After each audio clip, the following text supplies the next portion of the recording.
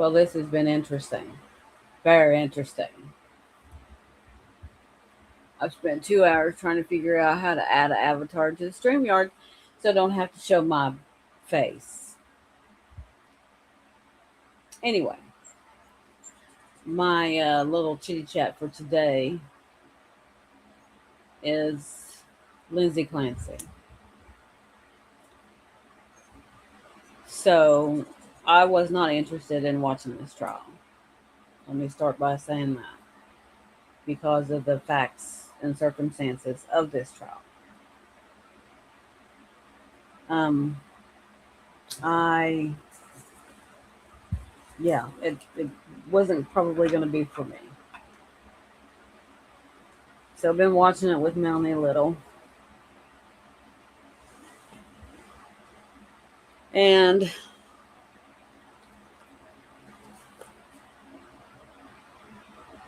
I still don't know where I stand. I am, I mean, which is not to say that I don't understand the mental health aspect of this, because it's starting to really look like the more she asked for help, the more they wanted to dope her up, right? With all you zoo dope and your antipsychotics, or maybe not enough antipsychotics. I'm not sure. But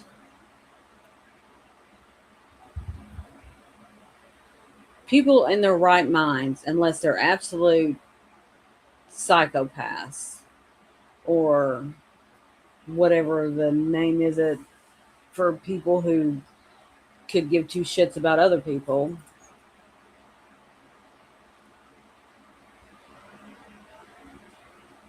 or who are just pure evil, couldn't do that to their children. I don't think. I don't know. Yeah, I can't go there. Um, but having dealt with some mental, uh, with a ticklish brain, shall we say, in myself and both of my children, psychosis is the only the only explanation that you can give this, that isn't that she's just, otherwise she's just a pure evil person. And I don't think that. I don't think that's, I'm not there yet. I'm not there. I think her attorney's doing a fantastic job in trying to get that jury to see that they failed her on the mental health side of this trial. Or not just the trial, they failed her, period. But not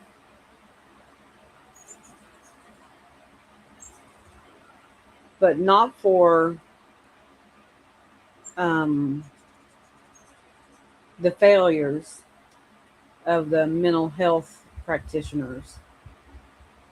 Would we even be here?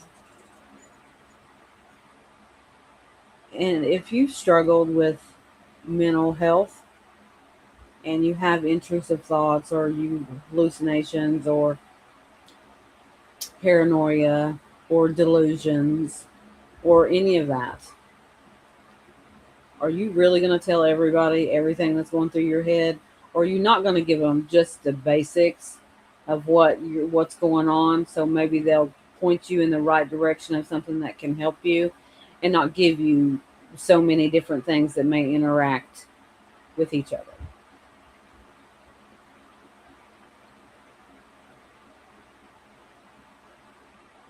And that's what I think. I think she didn't tell everything. I think she didn't tell them everything that was going on with her. If she was seeing things, if she was hearing things, if she was having really, really bad intrusive thoughts. She kept telling them the things that she thought that they would need to know to help her without telling them everything. And who that has struggled with mental health hasn't done that? And just because you don't got a damn plan doesn't mean you're fixing to off yourself.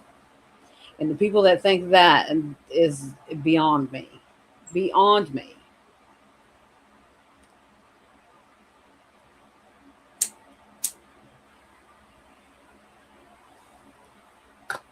So I really don't know. I really don't know. Nobody's going to be able to get into her head. But right now, she's in her own head. And if in fact she was in psychosis when this happened, can you even imagine what it's like to try to be in her head now? And then the prosecution wants to bitch about um, her psychiatrist and her priest coming to see her in the back of the court. What are we doing? Really?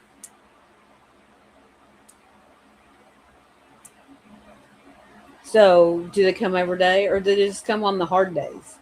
On the hard days when they're talking about, when the medical examiner is talking about the injuries to them babies. Is that the days that the psychiatrist comes and the priest comes?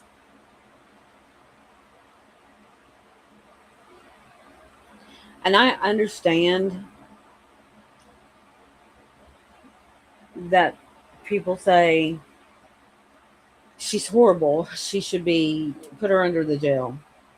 Give her the death penalty. Whatever. But how do you know for sure?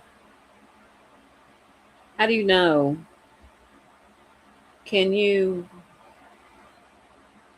would you stake everything that you know, every person in your life, that she wasn't psychotic when this happened? Would you? I wouldn't, because I'm not sure. And I would not want to be a juror on that trial. I wouldn't. That's a lot. I mean, it's babies. What?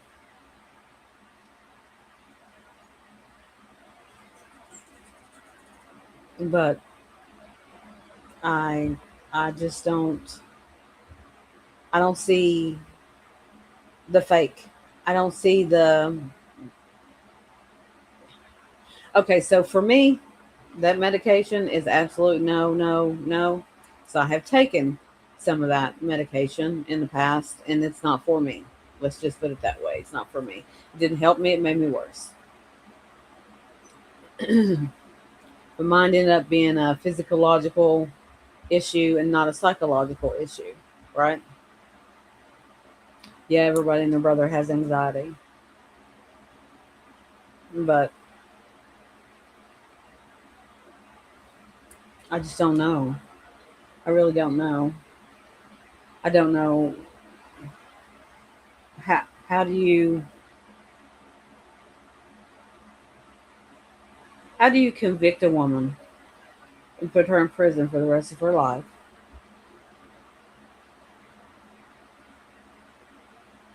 without being 100% sure? Can you imagine how those jurors feel on the weekend when they go home and you're thinking about that and you think about what you've seen and what you've heard and what you witnessed in the courtroom, how her what her demeanor is, how tore up she gets when they talk about the injuries inflicted on her children.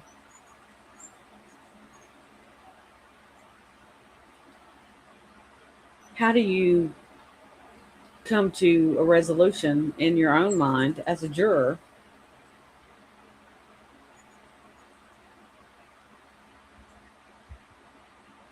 about what the right thing is to do based on what you've seen and what you've heard inside that courtroom? How do you come to that? And I know it's based on the law. You can't turn off your own brain, whether it's based on the law or not. You just can't. So how difficult it's going to be for them to come to a decision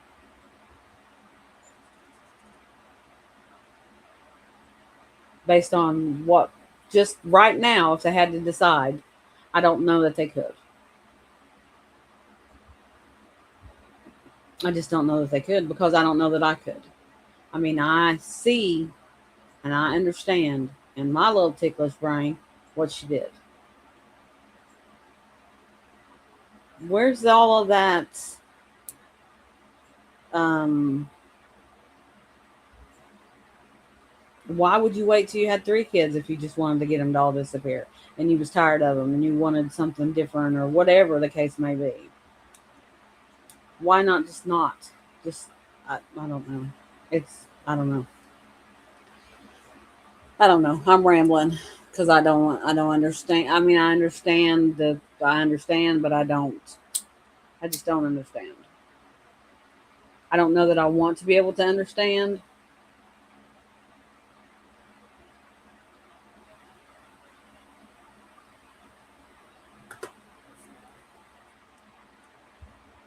but I feel bad for the jurors. I don't feel bad for that prosecution because they're just shitty. I feel bad for Lindsay Clancy and her family, and the Patrick and his family, and the hell that they must go through every day, not just Monday through Friday when we're in court, but every day.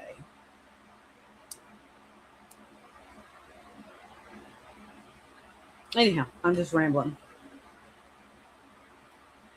This would be my Friday morning TED Talk.